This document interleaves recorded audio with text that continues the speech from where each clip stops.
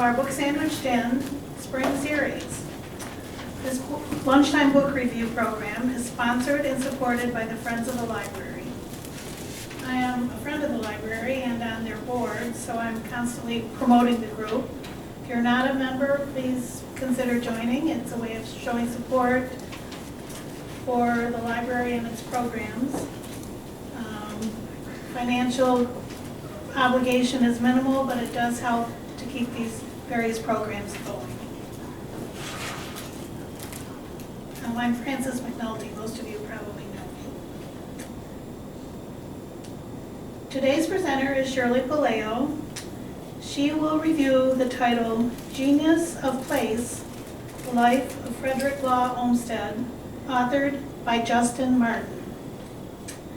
She has lived in Batavia for 44 years, having been born and raised in Long Island, on Long Island. She migrated to upstate New York, and she attended SUNY Geneseo, where she obtained both her undergraduate and graduate education. She had a career as a speech pathologist for 31 years, first working for the New York State School for the Blind, then at SUNY Geneseo, and finally at Elba Central School, from which she retired in 2010. She then embarked on a new and very dissimilar career path when she attended Continental Beauty School and became a licensed she knows, a skincare lady. I practiced that word too. And she worked at a few salons here in Batavia. She had her own skincare business. She has since retired again from that role, to the disappointment of many of her clientele. I first came to know Shirley through her mother. She had moved to this area from Long Island. She was a lovely and interesting woman and was very committed and a regular patron of this library. Together we both enjoyed crossword puzzles and would collaborate and share results of the Sunday New York Times, the clues we struggled with. I recently reconnected with Shirley through mutual friends. She has taken the lead and has organized our own book group, and I am delighted several of our members are here today, so very nice. We have a lot of fun and have lively discussions. Oh, that's not good. I'm getting ahead of Shirley's programming. Her other interests include travel and visiting their vacation property in the Adirondack Mountains. She is a dedicated board member and volunteer for Genesee Cancer Assistance. Shirley will relate how she became interested in parks and park development after a chance encounter with the renowned and influential Robert Moses. Welcome, Shirley. Thank you.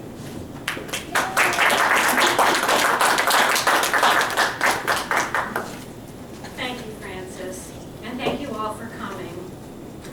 At our book club, Frances made a request she wanted to ask us if anyone would be interested in doing a book sandwich, and Frances doesn't know this, but there's probably next to nothing she would ask of me that I wouldn't say yes to. So I did say yes, and then she told me that usually it's a nonfiction book, and I was like, oh, now I'm in trouble. But the title came to me pretty quickly because this is an area and a person that I've always wanted to learn more about. The book is called Genius of Place, The Life of Frederick Olmsted, Abolitionist, Conservationist, and Designer of Central Park, by Justin Martin. I've been interested in learning about Olmsted for a very long time, so I'm grateful for the opportunity to kind of be forced to read the book, and I learned so much by reading this book. He led an incredible life, and there's so much more for me to learn. When I chose the book, I did not realize that yesterday was the 200th anniversary of his birth. So you've probably seen a lot on the news. The local Buffalo channels have all carried stories about Olmsted. The PBS channel has also. There's been a lot in the news about him lately, so it was just total serendipity that I chose this book and chose this day to do it. But it feels kind of great to be honoring him on the bicentennial of his birthday. This is Jones Beach Marine Theater. Has anyone ever been there besides me? Oh, yay! When I was in high school and in college, I worked here every summer.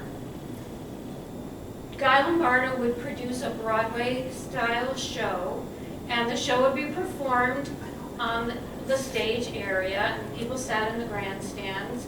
They would bus New York actors out every evening to perform in the show, and there was a restaurant attached to the theater, and I was a waitress at the restaurant. So one day, my manager came up to me and said, "Shirley, Robert Moses is coming to dinner tonight, and we're putting him in your station." I thought, 20-year-old, okay, great, whatever. I did not really know who he was, except I did know that there was a beach down the road called Robert Moses State Park. I thought, oh, he must be kind of a big deal. There's a beach named after him. I later found out that he had developed the theater that I was working in. So I waited on Robert Moses, who was a very elderly man at the time, gentle, kind, inquisitive, asking me about college and things like that. And then after that, I did some research about Robert Moses. There he is, Robert Moses.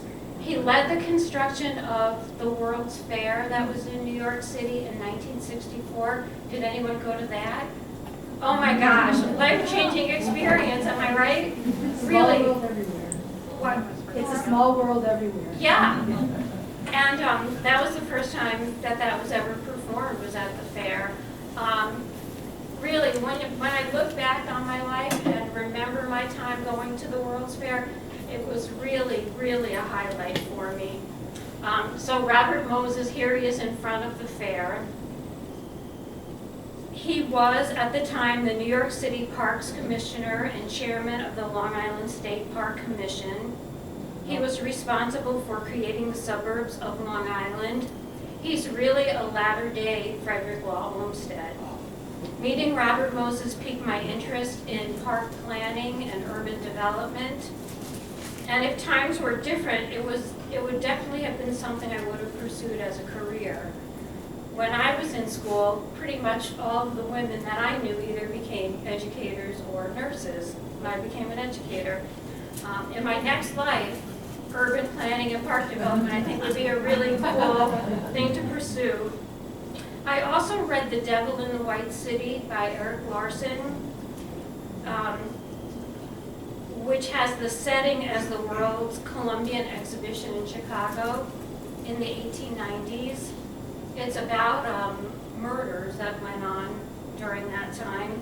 But the most interesting aspect for me in the book was a description of Olmsted's landscape that he created for the exhibition. So between Robert Moses, reading The Devil in the White City, it's always been something that I've been interested in, and I'm grateful for the opportunity to come here and talk to you about it. I think it would be a really cool retirement project to visit as many Olmsted parks as you could, especially after reading this book and having a vision of what his vision was for the choices that he made and the people that he collaborated with.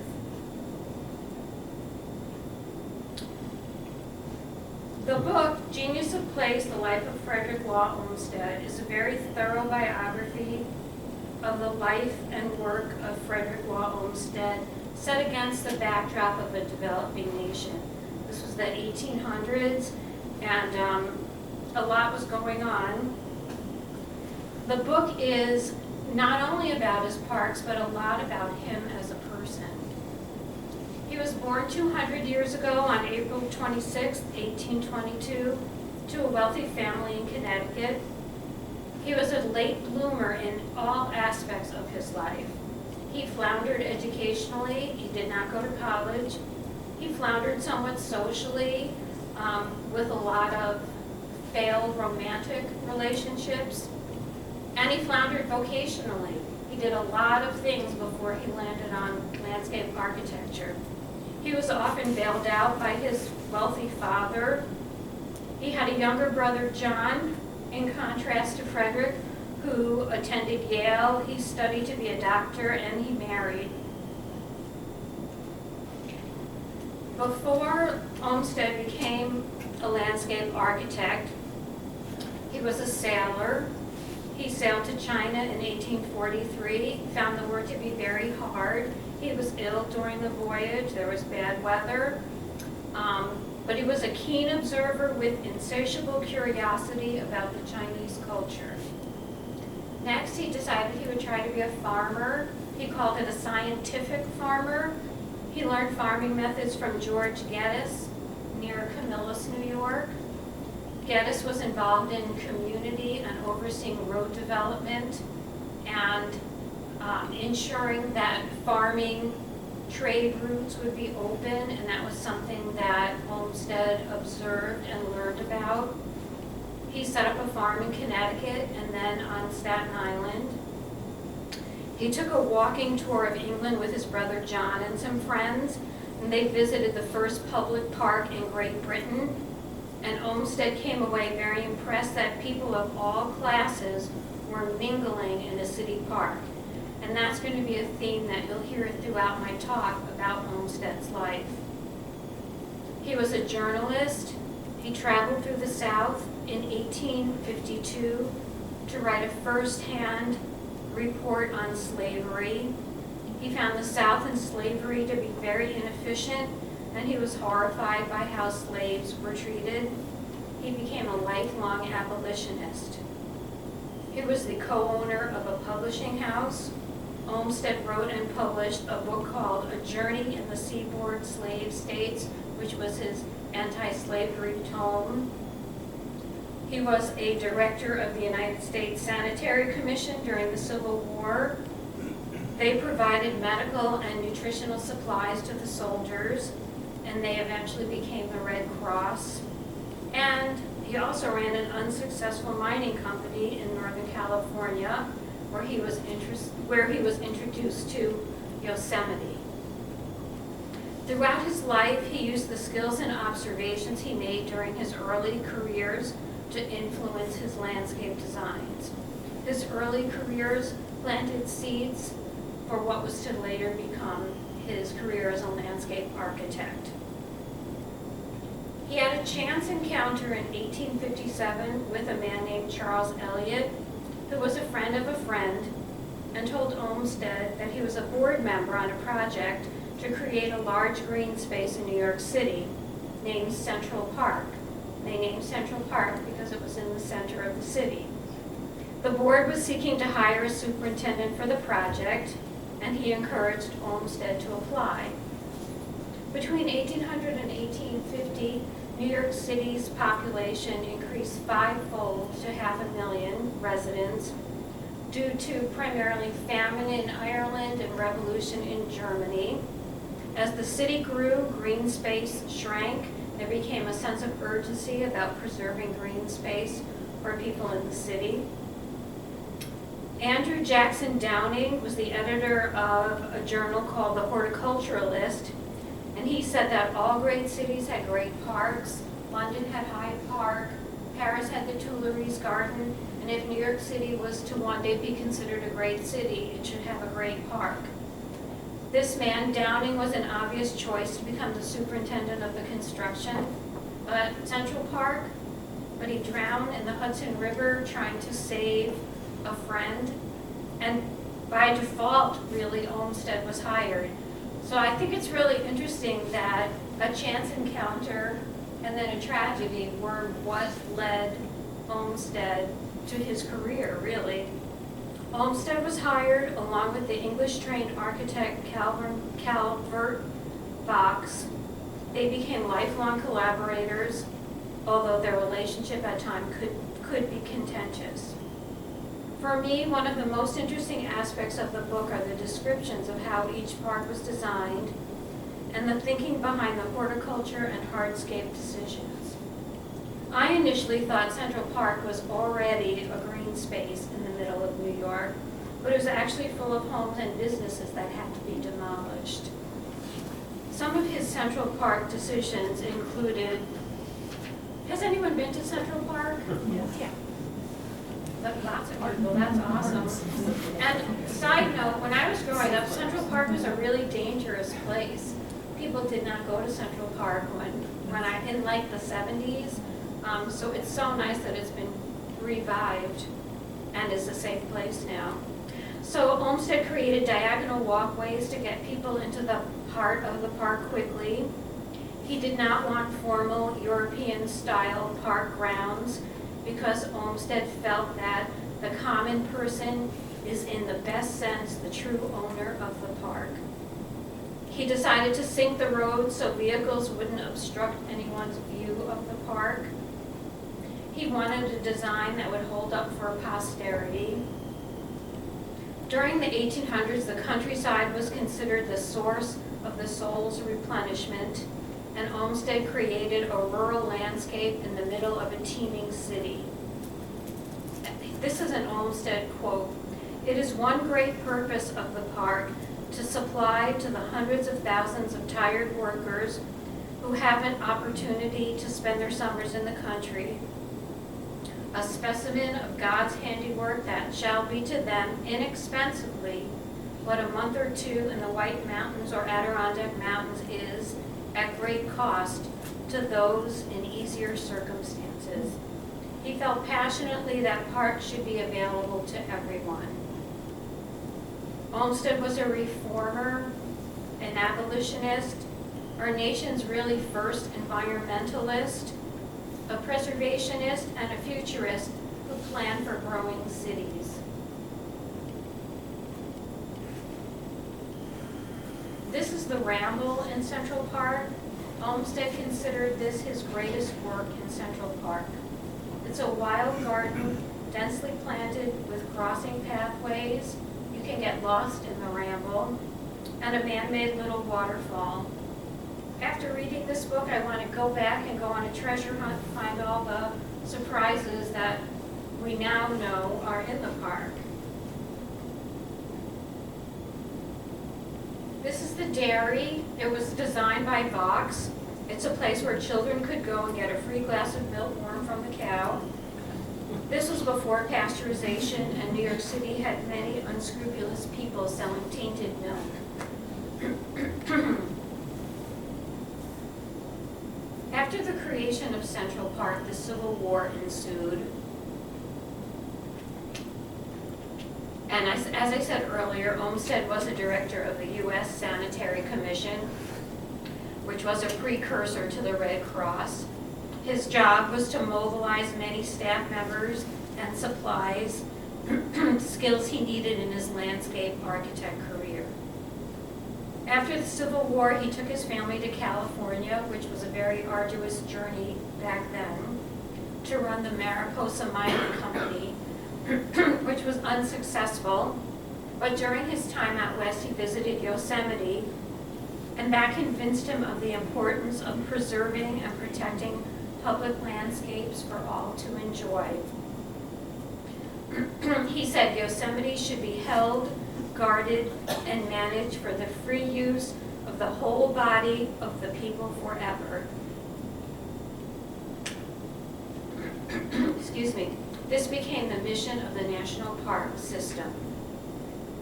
After his Civil War service and travel out west, Olmsted returned back to his career as a landscape architect. We're going to tour some of his creations today. This is Prospect Park in Brooklyn, which was his next collaboration with Vox. The statue of Lincoln was erected in Prospect Park, and it was the first statue of Lincoln in the nation after his assassination after the Civil War. The park is noted for its unity of design, which Olmsted felt was a reflection of the reunited America post-Civil War. There's a ravine, waterfall, and a lake in Prospect Park, all of which are man-made. It's easy to go to Central Park or Prospect Park and assume that the waterways are natural, but in large part they've been man-made, but made to look like they've been there forever.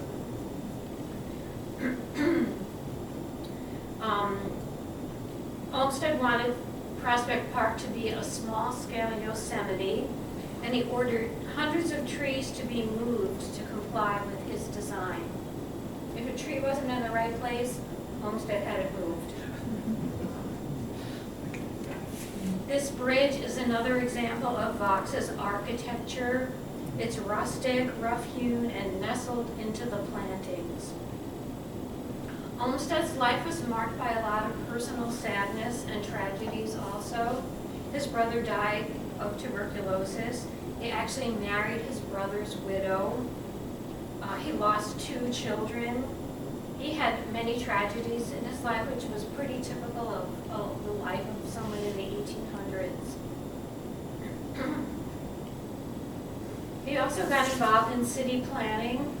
This is the Riverside suburb of Chicago. He created this suburb by employing curving lines and roadways and common green space. I thought this was so interesting. Olmsted said while traveling in the South, when he went and did his observations of slavery, he perceived what he called a cultural vacuum from people living far apart from each other. He thought it was really important for shared ideas and a sense of community for people to live close together and have green space in common to meet in, to stay connected. So he created spaces to ensure that people were connected socially, which I just think is really interesting. Olmsted has a huge presence in Buffalo. We're very fortunate to have some of his greatest work right in our backyard. So this is a map of Buffalo, and he was charged with planning. Buffalo was a thriving metropolis back then. And Olmsted was charged with planning for a growing city to make sure there was enough green space for the future. He wanted to make sure that all people would be in close proximity to a park, and he had to plan out from the lake. Buffalo wasn't a city you could plan completely around. He had to plan out from the lake. So Buffalo was designed with Niagara Square being in the middle of the city and spokes going out. It was supposed to be a French design. And he saw that, and his first 3 parks were Front Park, Delaware Park. It wasn't called Martin Luther King Park at the time.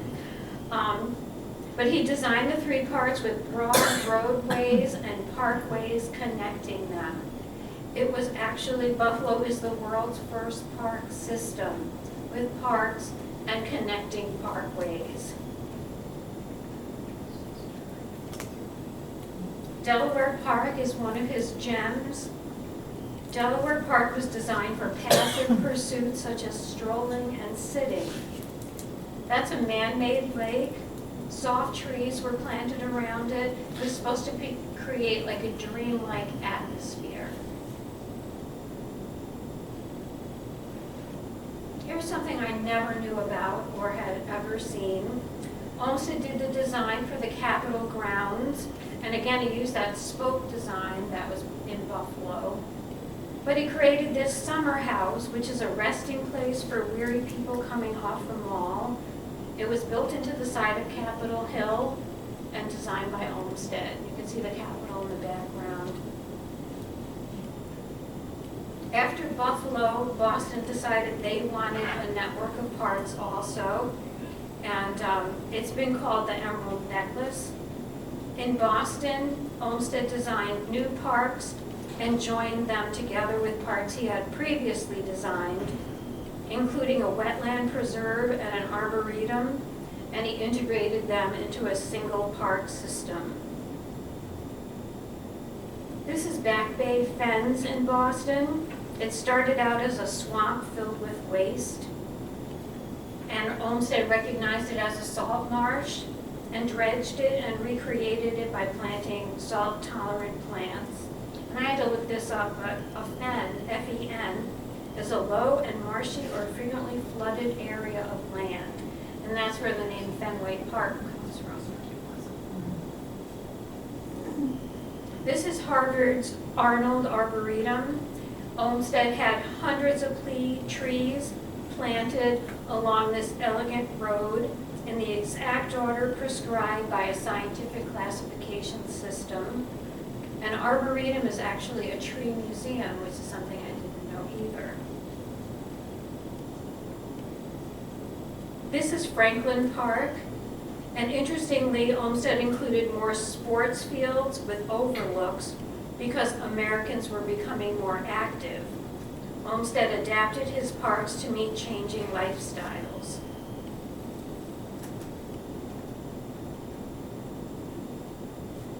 At 61 years old, Olmsted moved into this house, which he called Fairstead. It was in Brookline, a suburb of Boston, and it was one of the few established suburbs in America at that time. And Olmsted chose it because he had a lot of work in Boston, but he said he wanted to live in a civilized area. Again, that idea that he wanted to live among people to share ideas. And this is a gorgeous picture of his personal park at Fairstead.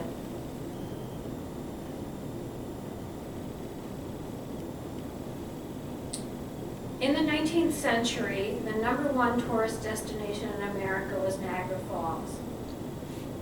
At the time, it was, this might sound familiar, tacky, barkers, sideshows, choked with industry and advertisements. Olmsted had visited there as a child, and it wasn't like that then, and he saw the deterioration when he went back.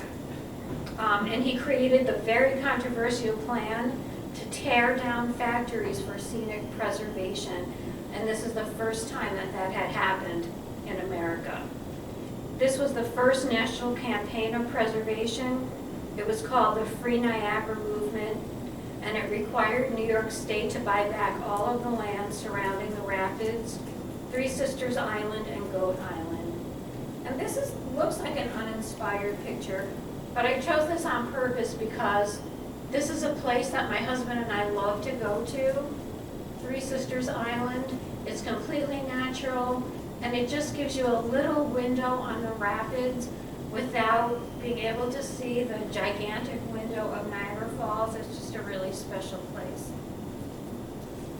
And here's a picture of Goat Island, and you can see that there's no longer any industry or advertising. I don't know if any of you saw the PBS special that was on last week, and they were commenting that people who are looking at the falls from Canada say what a beautiful scene that is, and people on our side say, well, that's because you're looking at an Olmsted Park. There are Olmsted parks in Rochester also, which I did not know until I read this book. They include Genesee Valley Park and Highland Park. Nearing the end of his life, his two most important and significant works were the World's Fair of 1893 and the Biltmore Estate in Asheville, North Carolina. This is an old-timey picture of the World's Fair in 1893. I chose it because you can see the wooded island. That was one of Olmsted's creations and one of the things he was most proud of. Water was a key element in the landscape, and fairgoers would take boats to visit different parts of the fair, including Olmsted's wooded island. The Japanese built a temple on the island also. To create the island, Olmsted sent foragers out states away to gather cattails, rush willows to line all of the waterways. It was called White City because the buildings were all white. The Biltmore was the home of George Vanderbilt, and it proved to be Olmsted's swan song as he was aging and fragile. And this is something you talked about, Nora. There's a long, curved driveway to get to the Biltmore, and Olmsted wanted to make it seem like you were driving in the woods, and then it would open up to the estate, and you would see the whole vista of this estate at one glance.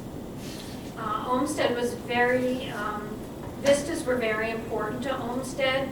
The book talks about an hourglass-shaped park in Central Park where you go from a large area to a very self-contained area, maybe under a bridge, and then it opens up again to a large area with a big vista. The Biltmore formal gardens were very small in relation to the size of the estate and the grounds, and not really where Olmsted's heart was. His heart was in the forest that surrounded the Biltmore. This was his favorite feature of the Biltmore grounds. He had thousands of white pine trees planted in the forest. Like you look at it and you think, oh, they put a mansion, an estate in a forest. Not really the case. They did a lot. They created the forest around the estate.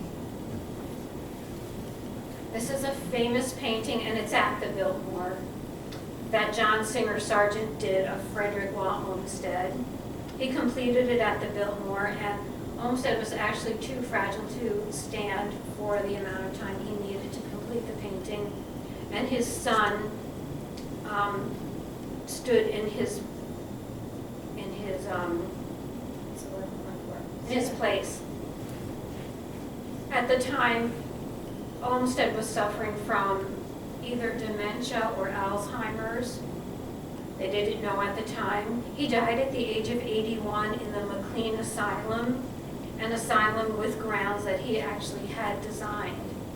He designed many asylum grounds, including the Buffalo State Asylum, and he felt that fresh air and natural spaces were very important for improved mental health, and that's something that the pandemic has really underscored for us now.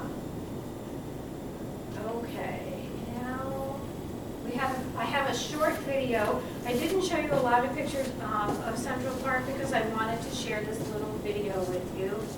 And watch it and take in the incredibly beautiful landscapes, statues, and structures.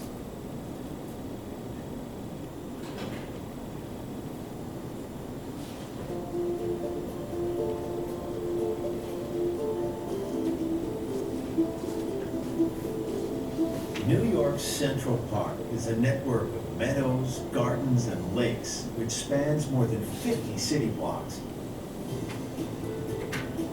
Central Park was America's first great urban park, created as a place where people from all walks of life could mingle and meditate. 150 years on, and surrounded by wall-to-wall skyscrapers of Manhattan, Central Park now attracts over 30 million visitors a year. From wild, rambling paths to manicured avenues and lawns, Central Park is a place of many moods. It offers generous open spaces like the Great Lawn, and smaller treasures too, like the many sculptures and bridges which dot the park. Follow the mall to the park's elegant centerpiece, the Bethesda Fountain Terrace, a location made famous by countless movies.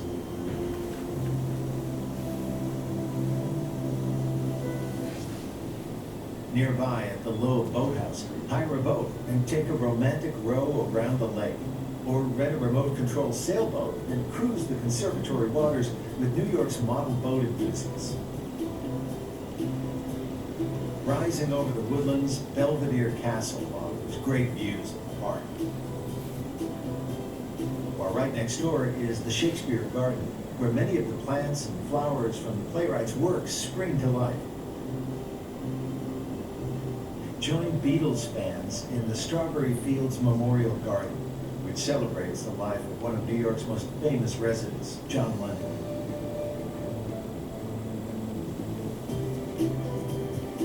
Before you leave, say a little thank you to New York City fathers for their enduring vision which has made this dynamic metropolis so livable.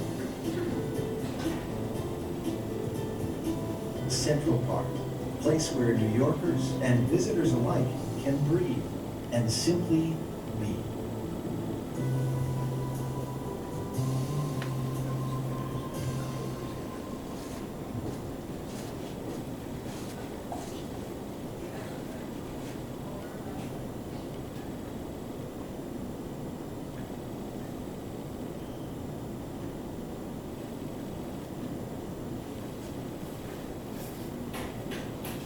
Olmsted understood that parks would evolve and change with the changing lifestyles of Americans.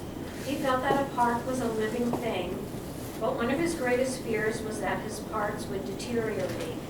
I think he would be surprised and pleased to know that his parks are considered works of art and will be valued and preserved for years to come. The House Resolution 1013 was recently introduced and seeks to recognize the 200th anniversary of Olmsted's birth. Brian Higgins was a co-sponsor of the bill. I'm going to read just a few parts of the bill. It was Olmsted who first realized the necessity of parks for city dwellers and the importance of connecting all of us to nature. It was Olmsted and the Olmsted firm that created parks and green spaces across the country in New York, Louisville, Atlanta, Chicago, Buffalo, Boston, Washington, and Seattle. From coast to coast, the modern urban experience is shaped by Olmsted's work. Government leaders believed then what we know to be true today. Parks and open spaces contribute to mental and physical health, and by doing so, they help develop the web of support and connections that make community possible. Parks are, in Olmsted's words, the most valuable of all forms of public places. Now, nearly 200 years later, the importance of these spaces is even greater, as millions of Americans have experienced during the pandemic. Not only do parks restore us mentally and physically, they also serve a critical ecological function in the face of climate change. It's not serendipity that Olmsted's Back Bay Fens weathered Hurricane Ida better than most areas of Boston, proving that green infrastructure is critical to solving our growing environmental challenges. A healthy urban environment is more critical than ever, contributing to a city's economic, civic, and ecological vitality and health. In 2022, the bicentennial of Olmsted's birth, let us resolve to renew our commitment to parks and landscapes, not as luxuries, but as critical infrastructure essential to public and environmental well-being. I hope this has piqued your interest in the life and works of Frederick Law Olmsted, and I hope you consider reading this informative book about a true visionary and artist. Some of his treasures are in our own backyard. I encourage you to go out and explore. Does anyone have any questions?